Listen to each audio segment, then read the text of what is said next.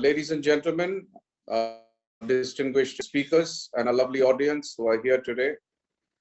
I'm really pleased and honored to welcome you to this program to observe International Day for the Elimination of Violence Against Women today, to effectively and timely tackle the challenges faced by women and girls globally, and to identify remedies and draw up an action plan to mitigate the challenges faced by them. Since 1981, International Day for the Elimination of Violence Against Women is observed on 25th November to honor the Mirabal sisters from the Dominican Republic who were brutally murdered by order of the country's ruler, Rafael Trujillo, in 1960. The Declaration on the Elimination of Violence Against Women, issued by the UN General Assembly in 1993, defines violence against women as any act of gender-based violence that results in or is likely to result in physical, sexual, or psychological harm or suffering to women, including threats of such acts, coercion or arbitrary deprivation of liberty, whether occurring in public or in private life. The adverse psychological, sexual, and reproductive health as a consequence of violence against women and girls affect them lasts at all stages of their life. While gender-based violence can happen to anyone, anywhere, some women and girls are particularly vulnerable. For instance, young girls and older women, migrants, refugees, ethnic minorities, persons with disabilities, and those living through humanitarian crisis. Why must we eliminate violence against women?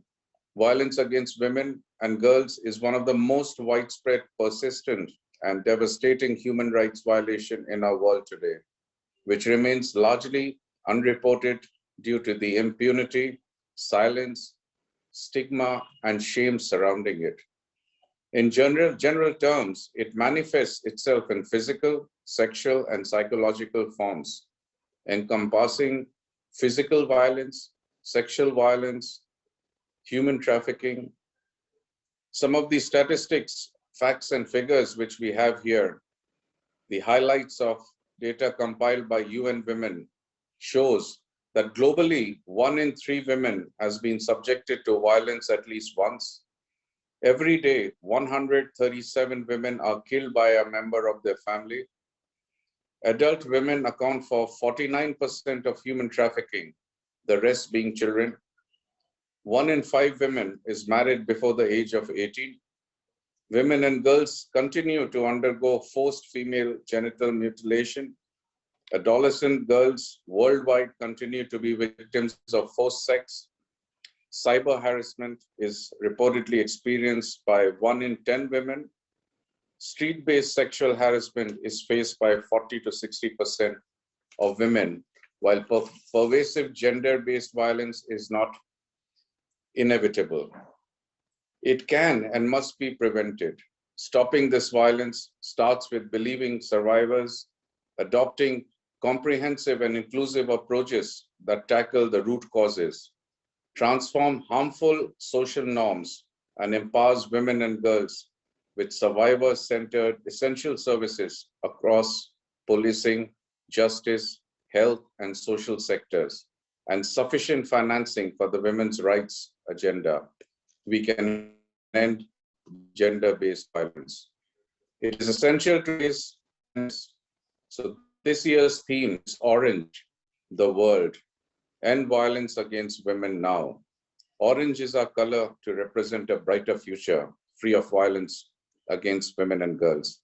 So ladies and gentlemen, today we have our first speaker with us, Dr. H.P. Kanoria, who is the chairman of ASWWF and Women Welfare Foundation. He was not keeping too well, but since this subject is very dear to his heart, he did not want to miss on this opportunity to be here and inspire all to fight this cause.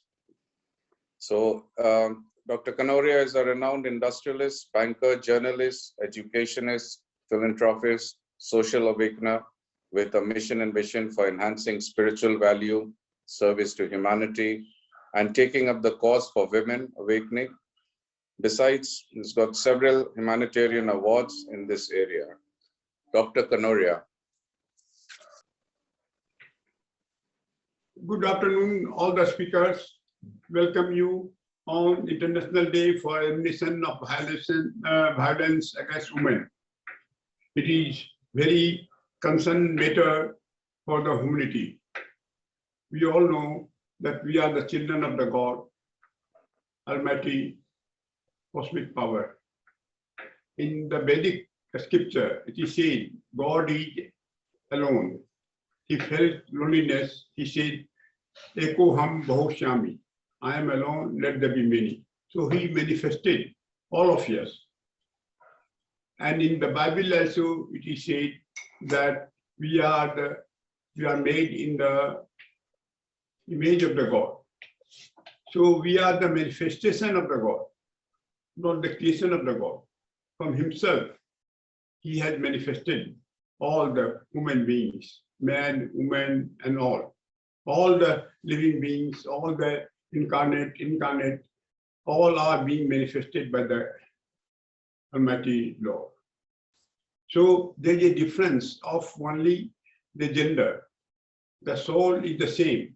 It is perfect, divine, and having the dynamic power, oceanic power. Because God has given all his perfection, because he has manifested all his perfection and love embodied in the living beings, human beings. But he has covered us with illusion that is called the Maya, so that he can play, he can enjoy. So evil, though perfection is with us, but evil is also embodied in our human beings. So we are misusing our perfection. So the soul is the one, the body dies, the soul remains immortal. So, but however, the women were being honored. They were highly educated. You know that many women have defeated the great scholars even in the Vedic time. But after the invasion, all our sanskara, all our values have been destroyed, and we have become women, men have become violent against the women. In our scripture, it is mentioned, all we are doing the puja, worship and devotion of Mother Durga, Mother Kali, Mother Lakshmi, Mother Saraswati. They have all the powers of the wealth, education, wisdom, discrimination, and intellect. And Mother Kali is the destroyer of all the evil. But still, the violence persists against the woman. It is surprising why this is happening, why the men become so violent against the women, even the minor girls. So, women are the reflection of God's love. Women have to awaken themselves. They need not to be dependent. They have a strength mightier than the men. So you can say, educate women and let them manage themselves. All of us need to awaken women power within us, tolerance, restraint, and love. And now we have seen that many women have risen to the top positions in the world, globally. Even in India, the women are on the top position. So against the violence, we have been fighting also.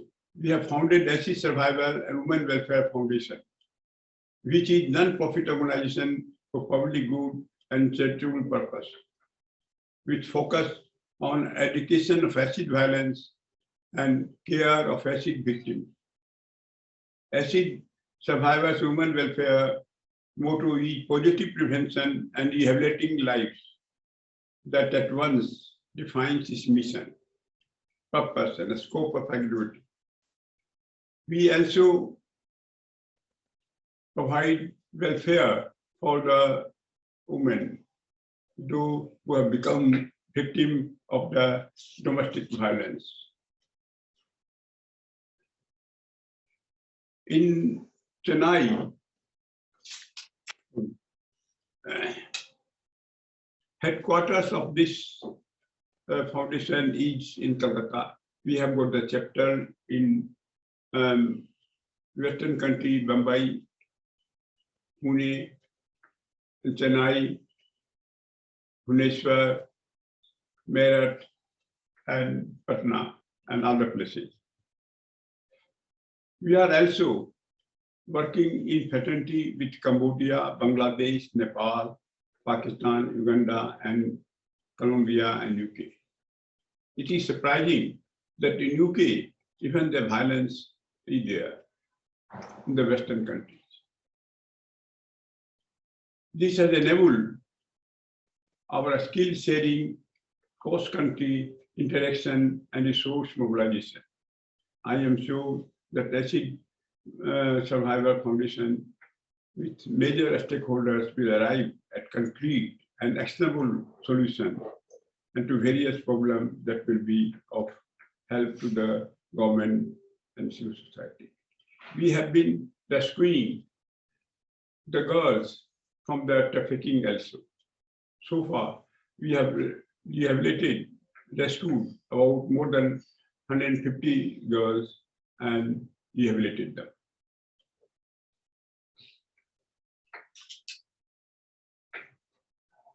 We are facilitating the medical treatment, assistance, self-employment, vocational training, and so and so. And a trauma care kit has been developed by us, the first of its kind in the world, that provides that how, when a girl or woman is being attacked by the acid, how the treatment, first treatment is required. So there are numerous activities we are doing. In Chennai, we have got Shiragu. That is, Shiragu means Uran, fly. So we want that the woman should fly, as they have become the first astronaut in India. I am forgetting the name. The first lady astronaut is the Indian lady. And in Bihar, and one a small village of 60,000 population, we have got the Solar Charkha mission. In Solar Charkha, the current electricity is being taken from the solar, and the women are being trained to spin the yarn on the charkha, and we buy the yarn and then get it made in the clothes. And so that we have already provided about 180 charkha to the women, and they are spinning, so they can earn 3,000 to 4,000, 5,000, 6,000 rupees a month. So we are trying in our own way with the suggestion and other collaboration to help the women in various ways. We are being guided by great philosopher and monk, Swami Vivekananda, by his message, philosophy, and his Guru Paramahansa Sri Ramakrishna.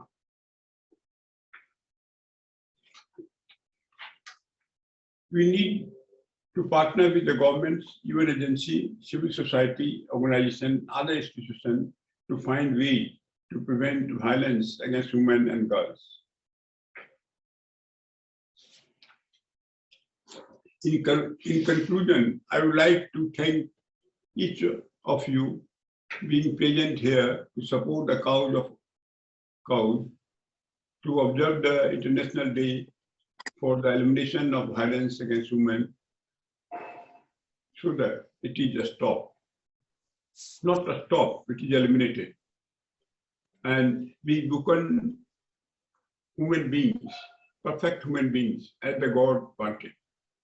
When we do not act as per the wish of our parents, he pains, he can't help. So God has given us the free will, but if we do not act as he wants, as he will, he pains. So let us be perfect and divine as God has given, and do our best, do our whatever we can do. Thank you all. Thank you, Dr. Kanoria. Thank you very much for that. Our next speaker is Aparajit Roy, who is currently the Deputy Commissioner Police, Special Task Force at Kolkata Police.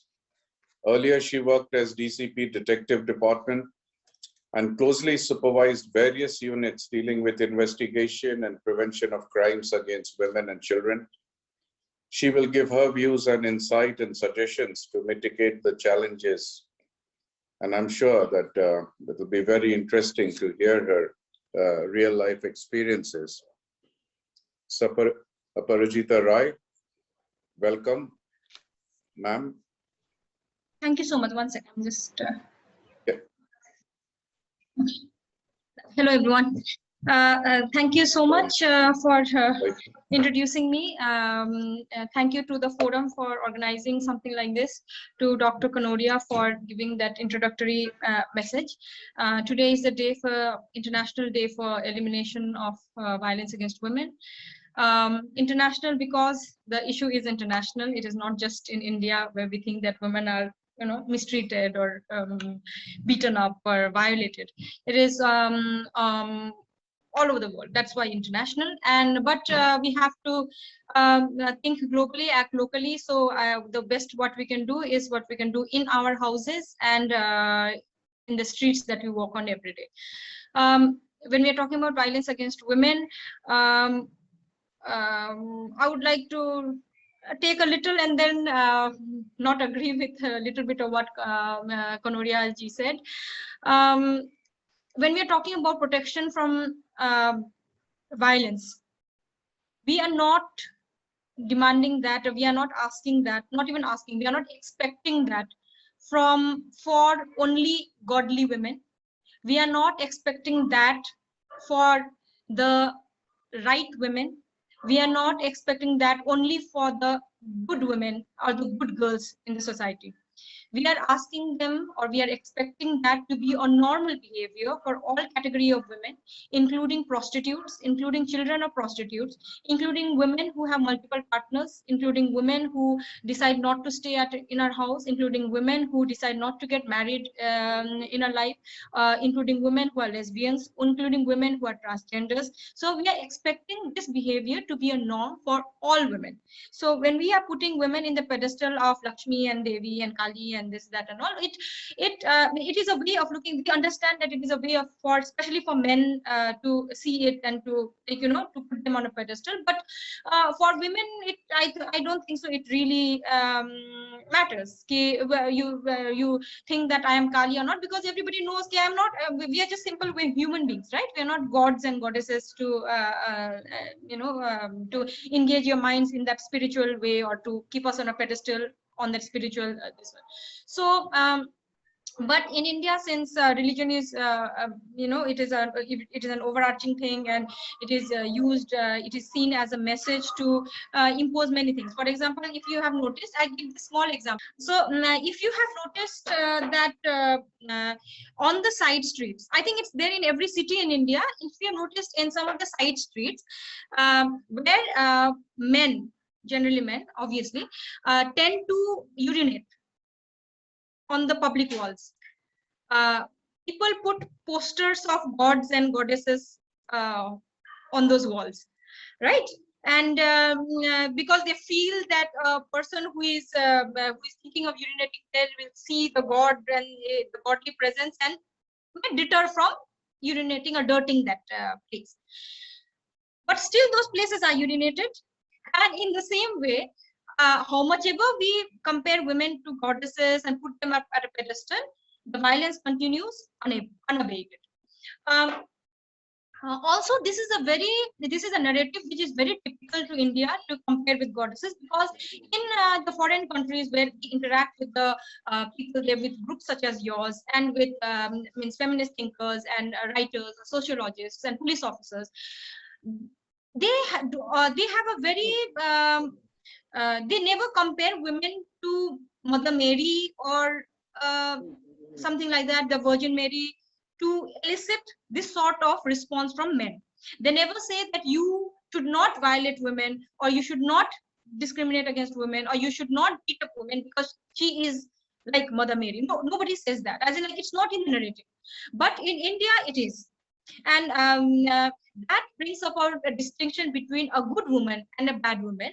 And that also puts in the minds of the men that good women should be compared to goddesses and they should be given all respect. But bad women can be violated, and bad women sometimes deserve to get violated and beaten up and discriminated against. So I think that is the first thing that we need to put in our narratives, in the way we talk, in our speeches, that women is an inclusive term. Women should not be a discriminatory term, and it should include all women, all vulnerable women, everybody in the across spectrum. Secondly, when we are talking about violence against women and elimination, whom are we targeting? Whom are we trying to talk to in terms of achieving this objective? Obviously, the general answer will be all men, because the perpetrators are largely men. I'm using the term largely because it is not just the men. It is, I would say, if you have to name one culprit, then it will be the patriarchy. It will be the patriarchal system which is causing this violence against women. And within that system, if you have to identify people to pin down the blame, you're not surprised to know. In fact, you all know that it will be men as well as women. Why women? So a lot of men have this way of explaining कि उनको तो महिलाओं से ही problem है, लड़कियां ही उसको पसंद नहीं करती. But when we are talking about this one, that मेरी माँ का भी उससे प्रॉब्लम है, वो आंटी भी उसको स्टैंड नहीं कर सकती. But it is because that auntie or those महिलाएं, whatever, have been drenched with that thing of patriarchy, that they see things in the same way as the men. If somebody has spent her entire life not stepping outside the house without the permission of her husband, has spent her entire life eating the leftovers after the husband has eaten, has spent her entire life just looking after the needs of the children and nothing else, having no aspirations whatsoever, we cannot expect her to have a very liberal thought of, like, appreciating women who go out to work, appreciating women who step out of the house without taking permission from their husbands or their in-laws or from their parents, or appreciate women who decide to prioritize her career over her children or over having children. So it is women as well as men who are this part of this patriarchal process that are the targets that we have to identify in order to achieve this objective of elimination of all forms of violence against women. Where do we start? We start as does charity start? We start from home. And so when we start from home, automatically the impression is to teach our children. That is one way we look at it, teaching our children, teaching our boys. There's a lot of talks right now, jingoism, of teaching the boys should be sensitized. Yes, but it is equally important to challenge the elderlies at home. So there is this thing in India, and I don't know elsewhere, but in India, that unka to umar ho gaya, ab jaise bhi hai rehne dijiye, means we cannot change his or her thought process now. He or she will just survive for another 10-12 years. Let it be.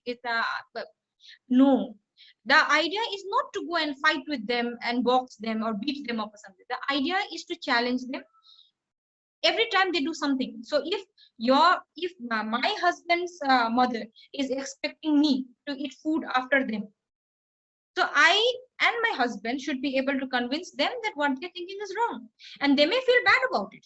They may feel that their egos may get hurt, and they may feel that this is not correct. My son has become healthy, and etc. But this is required. As much as we are trying to talk to the children and ensure that the generation which comes up is a different generation, a generation that is more conducive to elimination of violence against women. But it is equally important that we talk to our elderlies so that their influence does not continue existing or influencing the younger generations. Over the period of there's so many years, I've been in the police since 2013, and I have had the chance to, I will not say opportunity, because I don't want these incidents to happen. It's not an opportunity for us. It's tragedy. We have had the misfortune of interacting with many juvenile offenders, children who have been accused of raping other children, children who have accused of beating up other girls or molesting girls, and also young adults, for example, the ones in their 20s to 25s, 20s to 30s, who have been accused of beating women, inflicting violence upon women. And when you look at their profile, you would think that these are all from disturbed families, or maybe they are from broken families, or they are from families that the father is definitely somebody who is a drunkard, or the mother is definitely somebody who doesn't give time to her children, etc. But that is wrong. These offenders and these perpetrators, they come from all social circles. They come from very good families also, and you will be astonished. Maybe you will not be, because you all are work in that same area, but the amount of violence that exists amongst the elite class in India is an untold story. And because the thing is that they don't even go and report to the police for fear of their name being revealed and the family coming under public scrutiny, etc. So it is not just the social status that is deciding whether such people are getting churned out into the society. It is not just the economic status that is deciding that. It is not just your family status that is deciding that. Although there has been a sort of inclination towards statistics where people from broken families or people who do not have a very stable family life tend to be more in the number in terms of the perpetrators that we're talking about. So okay, if a person is from a broken family, or person is from a very that kind of situation where he has to go after his basic needs, his parents don't look after him, he has nobody to look up to, etc., that we think, okay, natural, that is a reason why. But how are people from very established, stable families who have supposedly loving parents getting into something like this? For example, in the boys locker, I'm sure all of you must have heard of the boys locker incident. The boys locker is only a tip of an iceberg. There are such groups in every place now, mushrooming in every city, in every schools. They are there, and these students belong to very well-known, well-established, I'll not say well-known, sorry, that was wrong use, well-established families, where it is expected that apparently they are receiving all the love and attention of their parents. And for this, I would like to bring about a thing of exposure. The children today are getting exposed to a lot of things which is without the parent's supervision. So a parent may be a very doting parent, a parent may be a very loving parent, maybe giving him all the things, maybe talking to him, but the amount of exposure that the child is getting from his cell phone or from the internet is unsupervised. And now most of them are spending most of their time online. Hence, that supervision which used to happen during the 80s, during the 90s, maybe during the early 2000s, has almost been marginalized. Why? Because the parents are also engaged in their online tasks and online activities and online presence, and the children are also in. And these are like separate rooms in a house. These are like separate rooms in a house where the parent does not have the key to the child's room, and the child does not have the key to the parent's room. So although they are living together in the same home, although their photographs on social media, etc., will narrate a very different story of, that they are spending time together, they're going and eating outside, and they're going for picnics, and they're going for tours, and they are traveling together. But if you understand their online behavior, you'll realize that these are very separate compartments. And somebody mentioned to me that there is always this question, how well do you know a person? So I expect that the parents know the child the best, or the child knows the parent the best, or the husband knows the wife best, or the wife knows the husband best. But the reality of today is that nobody knows you better than your cell phone. The cell phone knows you better than anybody else. And this supervision, which used to happen when earlier it was the parents who used to know the best about the child, used to know every activity that the child would engage in, would know where the child is going, with whom the child is talking, whose house the child is going for homework, now what movies is he seeing, what programs is he seeing on TV. That has completely been privatized, because of which the exposure, as I said earlier, is unsupervised. Now when the exposure is unsupervised, naturally it is a growing mind, it absorbs everything. And when it happens with my niece and nieces also, when there are various kinds of music that my niece used to get exposed to, she would pick up the rowdiest song, and she would be singing it. Like if you expose her to Beethoven and Jagjit Singh, and then this item number, she would be picking up the item number before anything else. So there is, I think, a natural tendency towards identifying, getting attracted to something that is forbidden, something that is prohibited, something that apparently looks wrong. So so it is a natural tendency among the children. So if this is the case, what should we do? More supervision, more talking, and more interaction with the child helps. This we have seen in a few of our cases also, where we had suggested for some remedial thing, and the parents have come back later, and they have given us a feedback of now the things are improving between their children, and he or she is more open and more this one about it. And you'll be surprised to know that when we were investigating a case which was similar to the boys' locker room, some of the most scariest comments, I would not like to quote it, but some of the most scariest and the goriest comments were made by girls against other girls, that this should happen to her, like this, the worst thing should happen to her. And we were really shocked to read that. And when we tried to approach the girls, because they really needed counseling, we thought the parents came in full frontal attack against us, and they protected the child, and they said nobody. And I was very sorry to tell them that if you had been so proactive in the first place, maybe this would not have happened. It was because there was some lack of supervision. Otherwise, a 12-year-old girl, how does she come to know about all these things? How do they frame such words? How do they know that it is bad, and how do they know that it hurts? And so this kind of things, we as investigating officers and as people in the law enforcement agencies, we come across, and many times we are helpless. But we still continue to counsel a lot of other parents and other children who come to us and seek our help. So this is one category of people who should be addressed in order to help us achieve our target of elimination of violence against women. Though that is the children. And the second part would be, as I mentioned, the elderlies, the people who are elder to us, who are still entrenched in a lot of their patriarchal ideas, which are derogatory to women, or which sort of perpetuates that idea that women are less.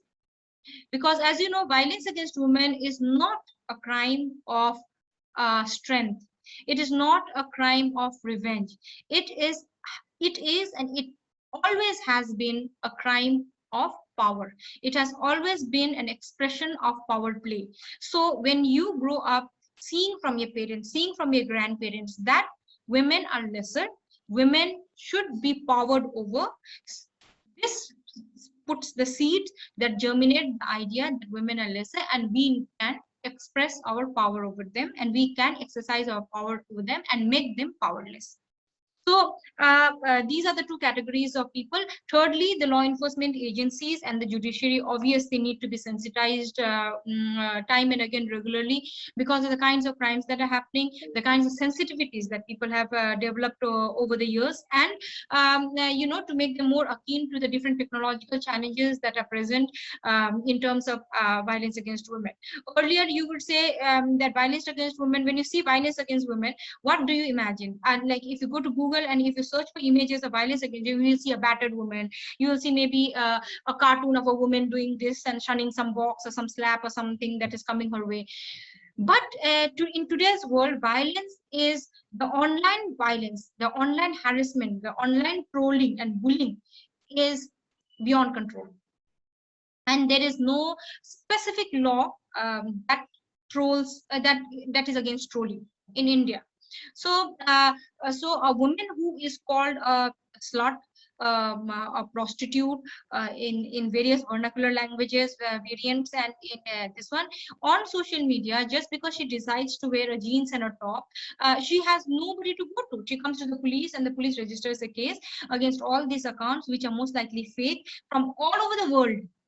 So the online violence against women which is happening, online violence and trolling and bullying of women that is happening, it leaves a very strong mark on the woman's psychology. On if it is a growing woman, if it is an adolescent woman, then it is even more. It has deep psychological impacts. Many studies have been done on this, and such psychological impacts impact her confidence, and either make her very aggressive or make her completely docile. So when we're talking about the targets that we have to address in order to achieve this objective, we've covered the children, we've covered the elderly, the law enforcement agencies, and the general public as to how they should use the internet. I think I'm running out of time here, and this is all I wanted to say. At the end, if there are any questions that can be addressed directed towards me, I'll be happy to answer. Thank you. Thank you so much, ma'am. I think that was a great insight and valuable suggestions, I think, which everybody will definitely follow. And that was a real eye-opener, in fact, and very true to today's context. Thank you for being with us today, ma'am. And I'm sure that there will be a lot of questions also coming your way. Our next speaker is Mrs. Namrata Chadha, who is a renowned social activist from Odisha. She is involved in diverse philanthropic activities for serving humanity. She has been actively formulating policies for development projects pertaining to gender and children. She has been a pioneer in spreading legal awareness and is a former member of the Juvenile Justice Board and State Commission for Women. She has authored many books and is a guest faculty at the State Police Academy and other institutions. And she is also working a lot for the acid survivors. Welcome, ma'am. Namaskar. Thank you very much, Rahulji. Good evening, everybody. Everyone, that we are having a wonderful this webinar on this eve, 25th of November. That is not, I'm saying, a very famous day in women's life, but it is a very infamous day. The day we are remembering the torture, the kind of violation on their women's right, on women, all these things. Every NGO, every organization is celebrating on that day. Not only this day, they are there for a whole week. They are continuing, I'm not saying celebrating, but they are observing, they are conducting workshops, they are conducting seminars or webinars, these kind of things. First of all, I want to convey my thanks to Dr. Kanoria ji that he has given us this opportunity, this wonderful platform to share our thinking, our experiences, and from sharing things with others, then we learn many things. That is the process. Learning is always lifelong process. Thank you, Rahulji, for coordinating this. Developer, when contact me, I can't say no to him because I'm not a technical savvy person and I hate online talk. This is the very frankly I want to confess in front of you all. I hate online talks because I think these in online talks we are talking without any sentiment, without any connecting with each other. We are just telling about ourselves, our views, putting, and after that we are asking, okay, if you have any question, you can ask me and we will answer it. And just there's no connectivity, no that thing. But Corona has taught us that in many ways we have to continue this learning process in this difficult time. So I was very, very selective over that. Whenever anybody is inviting me, madam, there is a seminar or there is a talk, please join us. So I am a very selective one because I am associated with them. I am there in Odisha. I'm not saying I'm representing Odisha. I am there with my entire team. We are working on the ASWWF for that. So I can't, I think this is the right time, so I can share my views and time with all you all. There is a one thing I want to tell you. Thank you, Aparajita. I was listening to you very carefully, and these things from when I joined this social activism and this power relation between men and women and the gender discrimination, gender biasness, we learn, and these things we are sharing with others and teaching them, okay, this is the actual reason why women are behaving this or why men are behave differently. So I want to tell you one thing to everyone that from the beginning, we know we are having a data on Google that what kind of violence women are facing. We are saying one side, these are the data, these numbers are very high, but other hand, these all are the most of the, I think more than half cases are unreported on domestic violence, sexual harassment at workplace. Because if there is an acid survivor case or there is a bride burning cases, whether this is sexual assault or gang rape case, it is definitely reported in the police, and it is a very, very visible, and we are having a tangible, what I'm saying, witnesses. We are having a tangible proof to prove that kind of case. But the sad part is that when the women silently suffering their domestic level at home and at workplace, especially in unorganized sector, they even can't raise voice. We are having a local complaint committee. We have a very wonderful mechanism under Shaw Act. But how many of you know about this? If you ask a simple woman who is working on both sides, or she is a domestic help, she is a washerwoman, you ask if anybody is exploited you at workplace, where you will go? Her answer was very simple. कोথায় जाबो? कहाँ जाएंगे हम? किसको complain करेंगे? Even they don't know how to file a complaint and where to go and what to say. So this is the situation we had there. So these whatever available in Google, that is only the tip of iceberg, rightly told by Aparajita Ray. There are the millions of women who are suffering in this type of gender-based violence at home, at workplace, in public places, but it is not about they are not reporting. The sad part is that they are justifying it. They are saying, oh, it happens to them. Might be our master is right. Might be I'm working because I am not doing my work properly. I'm at home. I'm not cooking food properly, or not giving very tasty food to my husband or my in-laws. That's why they are scolding me. They are misbehaving with me. Or sometimes my husband is beating me. They're justifying it. That is the deep-rooted psychologically. It lives in our mind from generation to generation, and it is very difficult to identify those issues with those women who are suffering. When they are coming to us, they are asking, when I was a woman commission, whenever they are approaching us, and I think Aparajita told more loudly that way, when they are approaching us, they are coming to police station to file case against their husband or in-laws, or even in Domestic Violence Act, which is introduced in 2005, against their parents, their father, brother, or anyone. They are coming and they are saying, Madam, unko thoda samjha do, please make them understand. Don't scold me, don't use any abusive language, or don't they should not beat me. And so I want to stay very happily and very peacefully in my life, and I will not repeat all those mistakes again. Just ask them. Husband should not beat me. That's all. They don't want to file a case against them. They don't want to see their own people. They are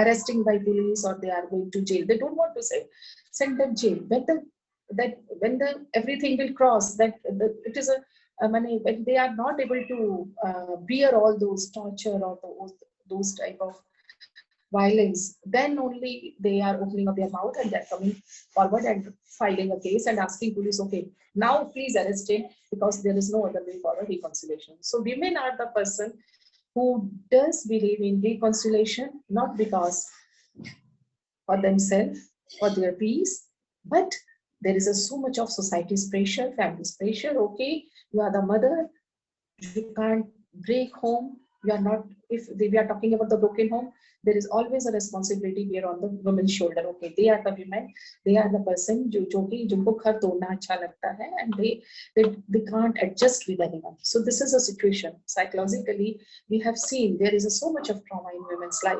They are not even able to share. They are not even able to. They do not know where to say it, where to share. So there is so many complaints for that.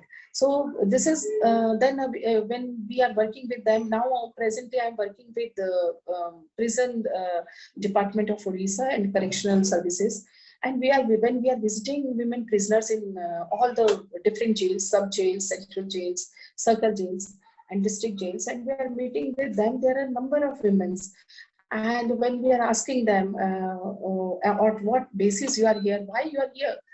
There are cases of bride burning, they are the mother-in-laws or sister-in-laws, they are the drug peddlers, in few cases they are, there is extramarital affair, and there is a conspiracy of murder of husband, like these kind of thing.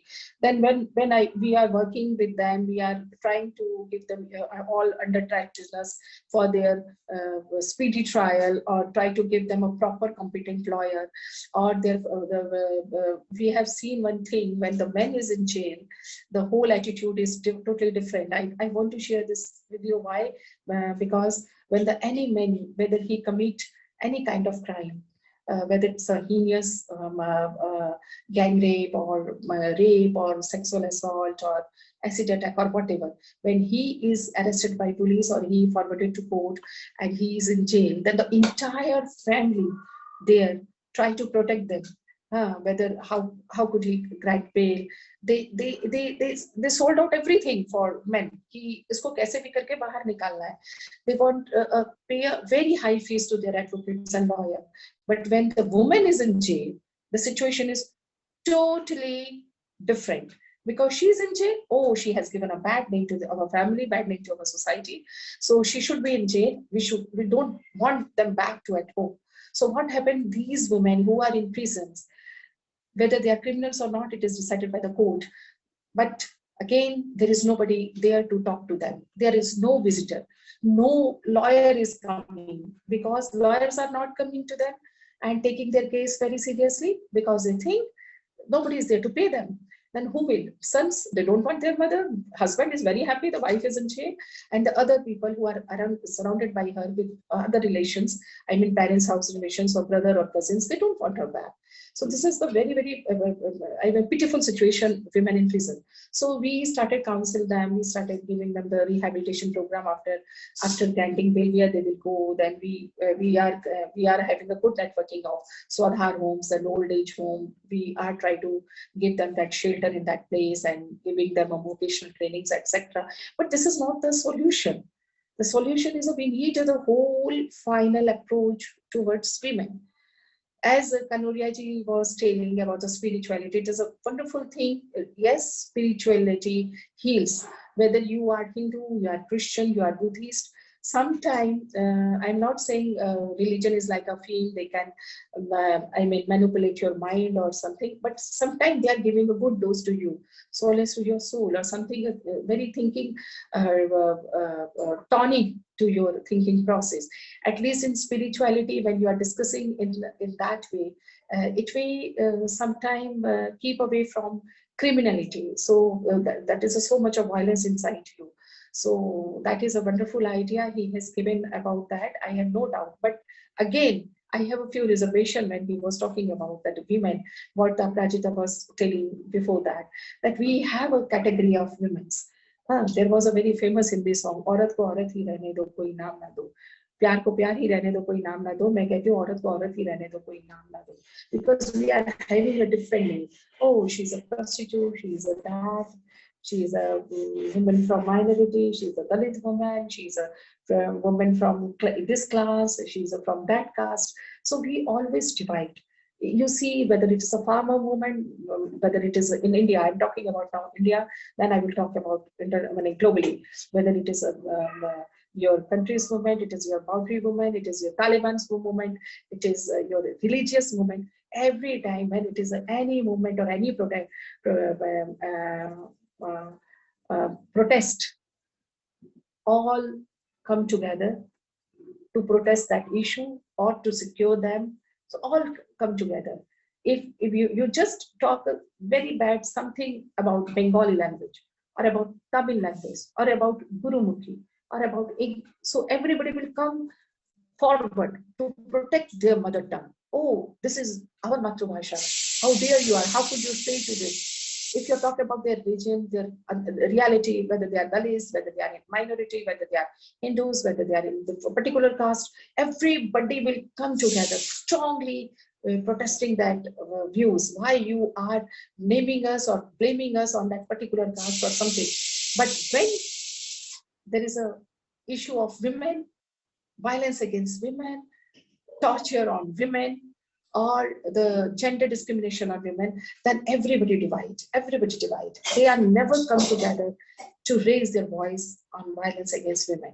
If you are in Bengal, then you have to take care of your political parties. Okay, whether the police always work under the political parties. What their master is saying. Sometimes they are doing good work. Sometimes they have to follow their instructions. It is an instruction from their leaders. I'm not talking about West Bengal, whether you are in Delhi, whether you are in UP, Yogi Sarkar, whether you are in Odisha, whether you are in Jammu Kashmir, whether you are in Tamil Nadu, go to everywhere. It is this direction from the higher authority. Okay, registers less number of cases. Why? Because if we will register more number of cases, so what happened? It will show a very bad name to our state. That okay, there is so much of violence is happening to women. So it is better to register a less number of cases. Go for counseling, go for reconciliation, go send them back and try to adjust out of court, out of police station. So that's why the women, they are in Praja courts, they are in Kangaru courts, they are in Khap Panchayat, they are in Samaj, they are in sitting in Biradari, or they are in a local Pada club boys. They are settling all those cases of violence against women. This is a pity, and it is unfortunate. It happens all over India. It is not only this phenomenon we are seeing in Odisha or Bengal, in Tamil Nadu or Punjab, Haryana. Everywhere you go, so these small Khap Panchayat, small local courts, whether even in northeast also. If anything happened, so they have one tribal group. They belongs to that tribal groups, or they will decide. Oh, it is our issue, our local issue. We don't want an Indian law system or anything. We will take care of that. Women should not go to the police station or should not go to the court of law for remedy. So this is the message they want to give a society, especially women. But I am also believing that it is going to the police station and registering case is not solution, giving a solution to any problem that women are facing, violence. But yes, it is a way when we have to strengthening our criminal justice system, judicial system, and it should be free from all pressures, especially political pressure, if you really want to eliminate all kind of violence against women. The second thing is, since I'm working last 25 years in this sector, in the social sector, my approach was very wrong. I am confessing it in front of you. Okay, I was, when I was very young, then I introduced with this NGO sector and other public sector, and I was working with women. I thought, okay, it is our duty to sensitize women about their rights. It is our duty, and it is our, not only duty, it is our job. And it is something good for women if we sensitize them about their rights. We have to make them aware of that, about their legal rights, about their political rights, about their social rights, civil rights, and we have to make them aware. जागरूकता फैलानी है उस पे, औरतों को लेके, and we have to work with that. No, I was completely wrong. Experience taught me it is not. It is the right time Now we have to change our approach and strategy if we really want to do something for women to stop the all kind of, or to eliminate the all kind of violence against women from this planet. We have to teach our boys, we have to teach our sons, we have to teach our family members, whether they are our grandfather or father or husband or brother, whoever at any age. We have to change our strategy. And because if we are working in field, and it is easier for us if we are teaching or making aware or sensitize a younger generation, because in younger generation, they are easily influenced, easily learn, easily adopt. So it is from, if we catch them young, from school level, in very when they are very young, and starting sensitizing that yes, whether by the way of spirituality or any schedule model classes or day-to-day practice, that yes, this is the right way how to treat a woman. We all are equal. We are not specials. That is the problem with feminists. They are saying the women are special. They are multitasker. They are superior than men. वो माँ बन सकती है. अरे, it's a natural. Biologically, we are different, male and female. We all are human beings, and female has those chromosomes and those physiological or biological structure. They can be a child. If she can be a child, she fed that child. It is automatically the secondary stage. If she is feeding a child, and so she is very close to child, and she is teaching a child all those value systems. So it is not giving a license to others. They will judge that woman कि माँ ने बच्चे को क्या सिखाया, अच्छा सिखाया या गलत सिखाया, और अगर बच्चा गलत होता है तो mother is responsible for that. So these kind of approach we have to totally change, and we have to tell them from the beginning, from the school's curriculum, primary, secondary, then the teenagers, colleges level, as well as with the society as a whole. We have to target our self-help groups who are working in grassroots, not only women folk, but the men folk of that self-help group or their family members. Even I am a member in many committees of ICC, Internal Complaint Committee, under Shaw Act or Posh Act. We have in all these sector or private sector, but we are always, they are asking, okay, madam, sensitize our female employees. I told them, okay, no, please don't sensitize our female employees. They know about their rights. They know what pinches them. The way you are staring at them, the way you are passing rude comments on them, the way you are pressurizing them, they know their right, but they are not able to open their mouth because of their job, because of their dignity, because they don't want to give a bad name to their family. There is so much of pressure. They don't want to file a case against them. So better to sensitize the male counterpart. We need a conducive environment. We don't want to divide a society between male and female, but we need that environment, conducive working environment. So this is the right approach. When our Prime Minister is saying "Beti bachao, beti padhao," it is not. He's not saying कि बेटी रास्ते पे चल के रोती रोती बोले बचाओ बचाओ बचाओ, and हम लोग अपने बेटों को बोलेंगे पढ़ाओ पढ़ाओ पढ़ाओ और उनके पीछे भागो. No, we need equal treatment for each and every woman and every child, girl child, and this is way we have to sensitize our male member first. We have to target that, and we have to change our strategy. And it is not we are blaming male that, oh, okay, you are under this patriarchal umbrella, you are the responsible. They are grown up in that environment. Their society, their parents, their family has given that value system. That's why they adopt that kind of approach towards women.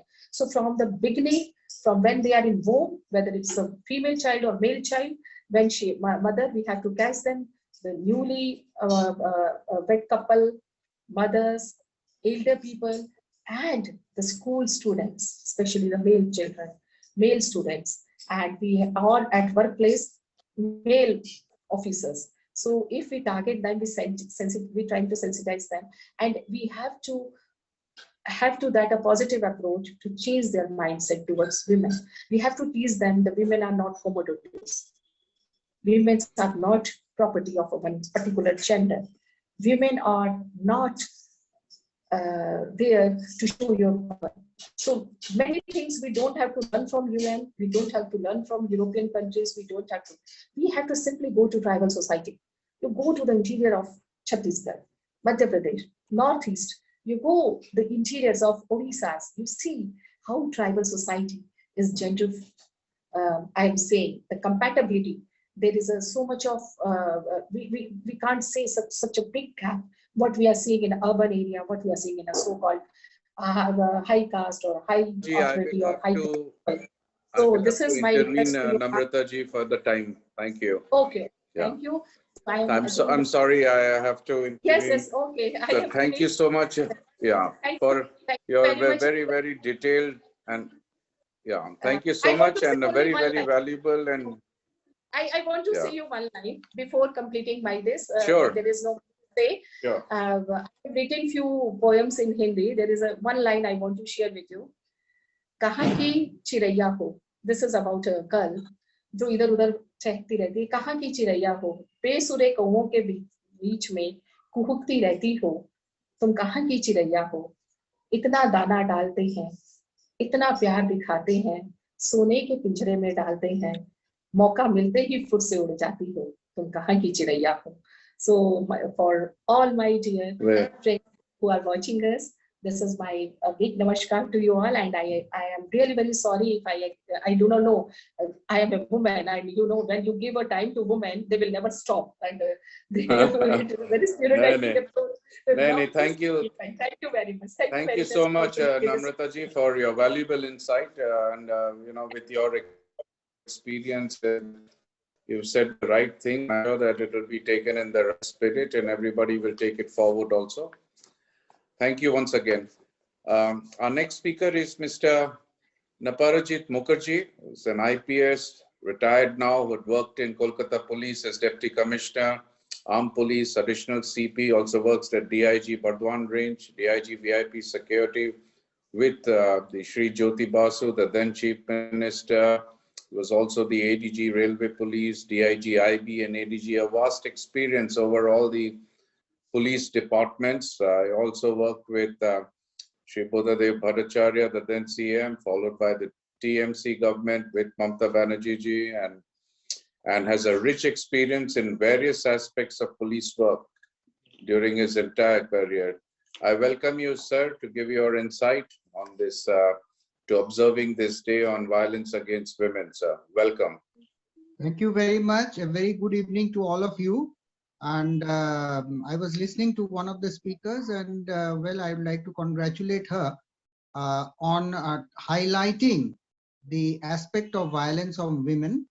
So I, at the outset, want to thank the organizers for organizing such a good meeting on an important topic, which is a main concern for the society, one of the most important concerns for the society.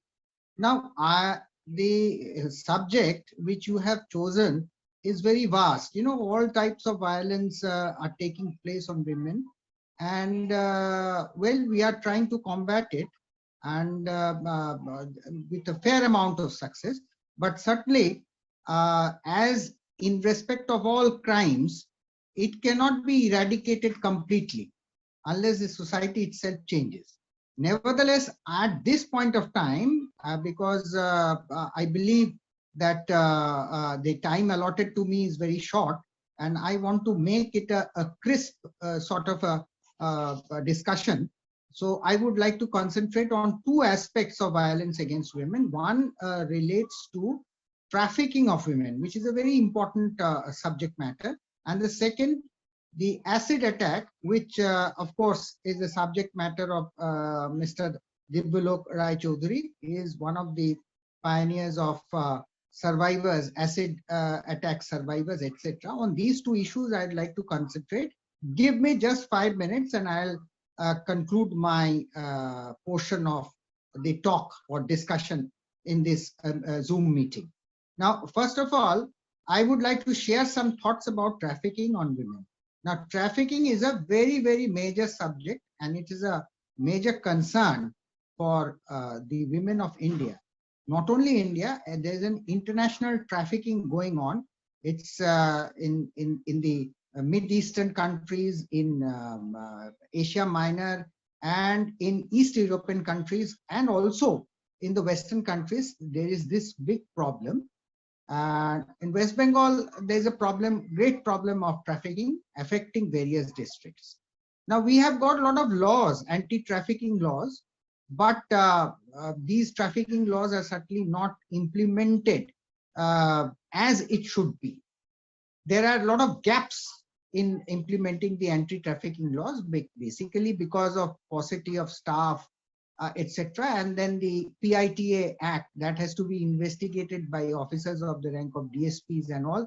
And there are a lot of other things that NGOs have to be involved. A lot of other legal aspects are there, which makes things difficult for the police to register cases under PITA and investigate them. So they switch on to the Indian Penal Code section, which definitely are having inferior provisions as compared to PITA, which is very stringent. Secondly, the most important issue is, since it concerns two countries, since it concerns states, both interstate as well as international, so there should be a nodal body.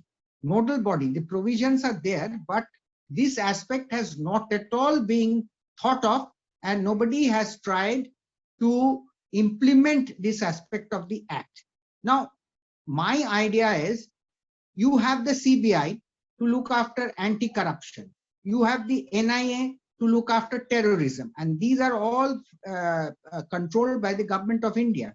So why don't you have an anti-trafficking body on the pattern of CBI, on the pattern of NIA, and try to take a hard look at this crime which is going on both internationally and at the national level, and try to do something about it so that there's a proper coordination. And this anti-trafficking is not only concentrated among adult children. It is more in respect of child trafficking, which is a very, very bad reflection on our society. Now, I remember in one of the cases which happened in the year 2010 in a place called Tikiapada in Howrah, about 80 children went missing. Now, we could trace some of them in Bangalore, but then there was all sorts of legal hassles, like identifying their DNA and matching them with their parents to unify them with their parents. So all these hassles went on, and ultimately at this stage I don't know but the fate of this case, but nevertheless it was a very, very bad instance of trafficking of children.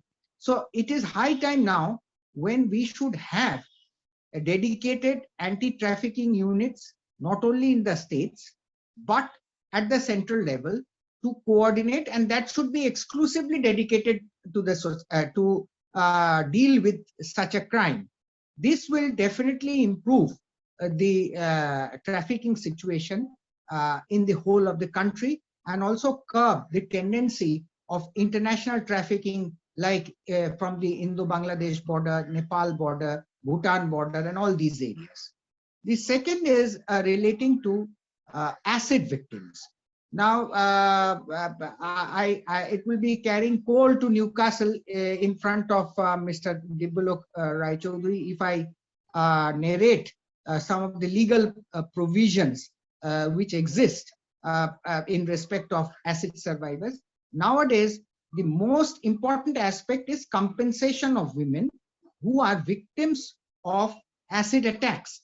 Now, at the district level, you have got the DLSA, the District Legal Service Authority, and at the state level, you have got the SLSA, which are controlled at the district level by the district judge, and at the state level by the Honorable High Court. Now, here there is a provision. They have got a certain corpus which compensates the acid survivor or acid victims, and it also helps them for rehabilitation, like undertaking plastic surgery and other aspects by which the victim could be integrated once again with the society. This is one legal aspect. And of course, the Indian Penal Code, they have made an amendment, 326A of the IPC, if I'm not wrong, has been inserted as a special provision to deal exclusively with acid victims. At this stage, I don't have the statistics to say that how many cases were recorded in West Bengal, all over India, and what are the fate of those cases, whether they have come to a logical conclusion, that is a trial by which the perpetrators were brought to book and adequately punished. Now, this is one area where we, the criminal justice system is lacking, because the trials are badly delayed, whereas the police, they have got an injunction that they have to complete investigation within 3 months or 6 months or whatever it is, but there is no such injunction in respect of trials. Of course, very recently in case of rape cases, they have said it has to be completed within 1 year or so, but this is not happening in actual practice, and it is invariably delayed. And when there's a famous saying that justice delayed is justice denied. So, but one positive aspect of this acid survivor is that at least they are being compensated. But here, I would request the NGOs that they should monitor individual cases with the DLSA and SLSA, because what I feel that acid victims are not very much as large in number as, you know, traditional crimes like dacoity, murders, etc. Not so much in number. So it could be monitored. It could be monitored, and timely compensation to the victims could be given. This is the minimum which we can do and we should do, so that the red tapeism and other delays are avoided, and the poor victim could be at least integrated and rehabilitated in the society. With these few words, and wishing all the best to the organizers and to all other participants, I would like to close my chapter, my portion of the discussion today, this evening. Thank you very much, and good night to all of you. Well, thank you so much, sir. Thank you so much for being with us today and giving an insight on the trafficked women and acid survivors and how they can benefit, how they can come out of this entire trauma. Thank you for your presence, sir, once again. Our next speaker we have with us is Meenakshi Ranaji, who's the president of Astitwa Nepal and a psychologist working with people who are willing to work on themselves. She's also working with burn survivors for almost a decade now. The modalities she uses are Gestalt, physiotherapy, hypnotherapy, and psychotherapy. It's psychotherapy. Psychotherapy, and hypnotherapy, and a few others. She loves involving herself in compassion meditation, and she loves animals and plants. Thank you so much for being with us today, Meenakshi ji. So we look forward to hearing from you. Thank you so much for involving in this program. And I have got so much insight and the traditions and the ways of the Indian culture and society as well. And the way you all are acting against the violence against the women. So I am feeling so privileged. In terms of Nepal, we are a small drop, very small drop. We are working for the women and children, and also the male survivors as well. I can only talk about our experiences today. We have been working, saying it's been 10 years we have been working with the burn survivors, both burn survivors and acid survivors. My colleague and I had an idea that we should also help their children. So we started to have another project to help their children, because as we all know that burn is very expensive treatment, so they cannot manage it. So all the burn survivors, they are from the marginalized group. So we think to do something about the violence, we have to, educate those children as well, for the society, for the new society. So we are now helping 22 children of the burn survivors, and we are giving all those things those rich children are getting. Like, not all, we cannot give all those things, but we are helping, at least helping to give them some of the things.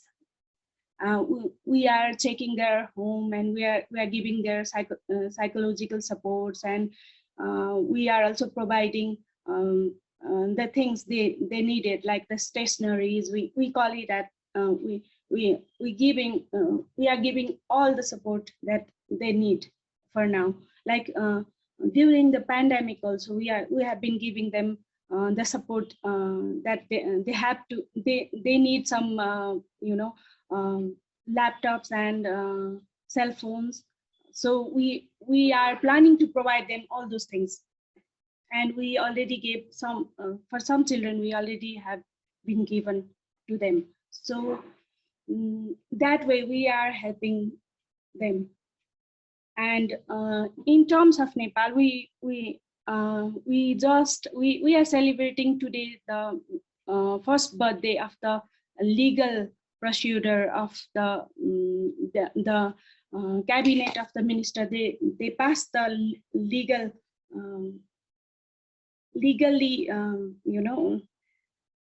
procedure of the acid survivors.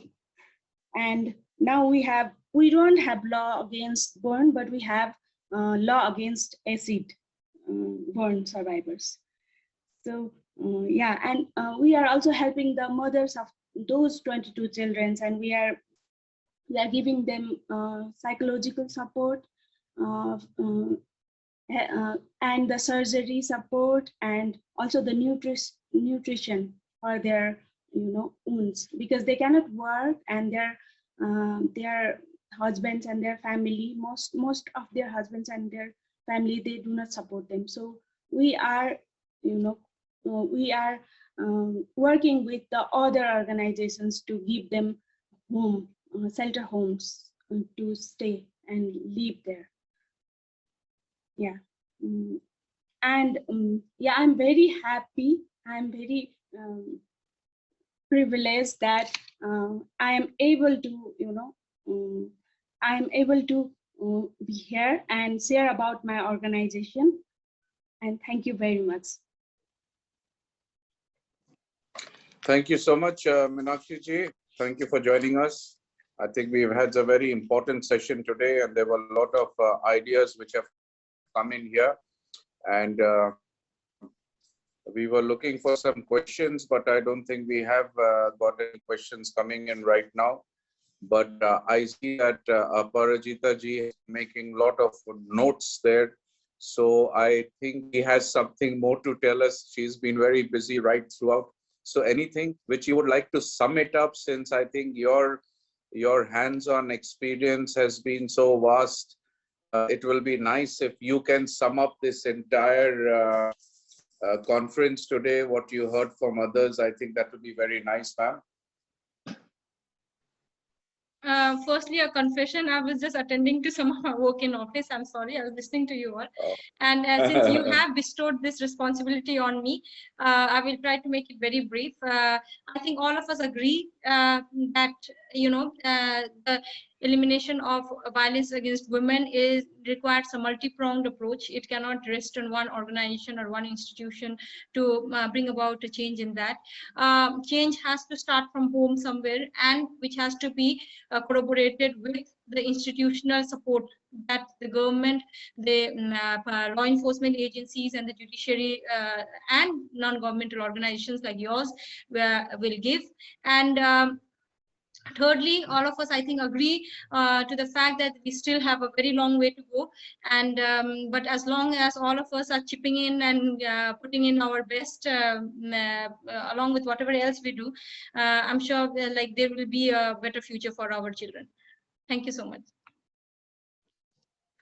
Thank you, ma'am. Thank you so much. There is one person who has one question, so I will take that question. Somebody that? Who is that? Rashmi. Rashmi, are you there? Can you unmute yourself and ask, how do we empower women with? I can't see the entire thing. Strategizes at individual level. Yes. How do we empower women? I typed it. Yeah. I typed it very quickly. The question is not that Okay. not just one sentence. Thank you, Rahul, for sending me Yeah, the link to join this webinar session. It is very insightful. People are really on the ground. They're experienced. They're working, and they are so much knowledgeable. Just from one webinar, I got so much information. I research in forensic analysis, and I'm a linguist and use language as a tool to analyze crime and criminality. And I can tell you, I'm so proud to hear each and every speaker from different levels so much to give me information I take away today. But one thing as a woman I have found, working in a completely foreign culture, in a foreign land, literally I came with a suitcase, and today have got a husband and a daughter and wide network of friends and staff, colleagues. And one of them, in the process, I met Rahul in my journey. And this is to put it shortly, to summarize our connection. My question is, from my own experience, I have had to navigate a patriarchal society from a cultural level, even in a Western world. I had to navigate as a daughter with my father when I was growing up in Kolkata.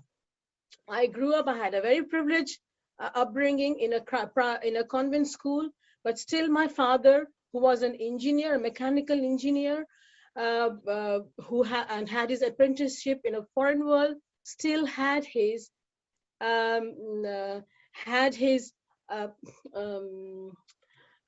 limited understanding of what is accessible to a girl in the world. So I learned, nobody taught me, I learned to empower myself with strategies to navigate in this society where mother is also to a point, to a level, blinkered about how a woman should be functioning in a male society. My father is, my husband too, my daughter too. It is at all levels. So for me, what is most important is, how does it at individual level we strategize and empower ourselves to navigate at different levels the soft form of emotional, by soft form I mean the emotional level of interactive, I wouldn't say violence, interactive prejudices, biases, which become violence, which become actively violent at a much later level. But we have to be empowered from a very childhood at different levels to cope with it, so that we can protect ourselves, rather than putting all the onus on the organizations. Sorry for a very long question, but I really enjoyed, and you all must take a pat on your back. Thank you so much. Thank you, Rashmi. Arjita ji, would you like to answer? If you want me to choose somebody to answer my question, I can do that, or it is to the floor. No, you can ask anyone on that. I was really when I thought about this, I was thinking of two people who came to my mind, is Aparajita and Namrata. I think, okay, Aparajita, would you like to say something, or Namrata, would you like to Would you like to, Namrata ji, would you like to answer that? Yes. Okay, great. Let's hear that. Thank you. It is Rashmi. Yes. Yes, Rashmi, for this wonderful question. I want to answer that everybody is talking about the women empowerment. For me, empowerment is not a tonic prescribed by a doctor. Take 2 spoonful in morning or evening, you will become empowered. It is a process. It is a very, very tedious, time-taking, lengthy, and very hard. We need a hard working on that. This is a process. So we have to work on that, and we have to work on that jointly. It is not that it is my responsibility. I have to work because I'm working for a women's issue, or it is the responsibility of a government. No, jointly we have to work on that. If you really want to empower a woman, really want to see them empowered. This is the one thing. Second thing, you are talking about the emotional navigation or the emotional hand holding of a womanhood. That is, I do believe it is always different from person to person. You cannot judge or you cannot give the same kind of prescribed module or any talk or anything to all women equally. So they act differently to a different situation because of their background, because of their religious value, because of their value system, because of their cultural different placement. So it is differently, they act differently, and it is good. It is good. It is not, I do believe it is not that every woman should react in same way. कि हमरा सबाई एक जैसा ही हमको reaction करना है. No, they all individual. We have to respect. So this is but we need a one what I'm saying, a common minimum program for each and every society students from the beginning, and that is I was telling in my presentation, that is that we have to change the mindset of men, and it is the right time we have to start working on that. That we have to sensitize our male member of our society rather than the focusing on the female. So the problem is that we are always, when we are talking about the women's empowerment or women, we are only focusing on the women, and we are forgetting that men, and we are taking men as a villain. कि वही सब कुछ करते हैं, वही बदमाश है, वो नहीं है. We have to see them as a whole. कि उनको कैसा upbringing मिला है, कैसा उनका mindset है, and we have to change it very, very, very slowly. And we should start it from that, just like she told that it is charity begins at home. So अपने घर से शुरू कीजिए. सब तभी ये काम हो सकता है. Thank you for asking this question. Yes, anything want to add? Yes. I don't want to hog the floor if people have other questions, and of course every webinar has got a time limit. So, but one maybe I haven't explained myself very well when I've asked the question is, I understand that men have to be sensitized, and therefore the family members have to be sensitized, so that when they are bringing up the children, they are also treating the genders as equal and not as male and female. But there are certain things, principles in our society and also in all cultures, which is there to around which we have got to work.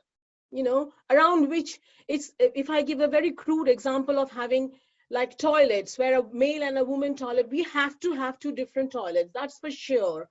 You know, so it's a very crude example, but certain things we can't change, but some things have to be done here and now.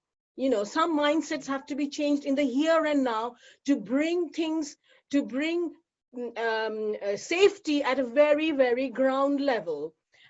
By sensitizing men or boys or our older members of the society or the mothers who are bringing up our kids, might take it is a very ideological and time-consuming process.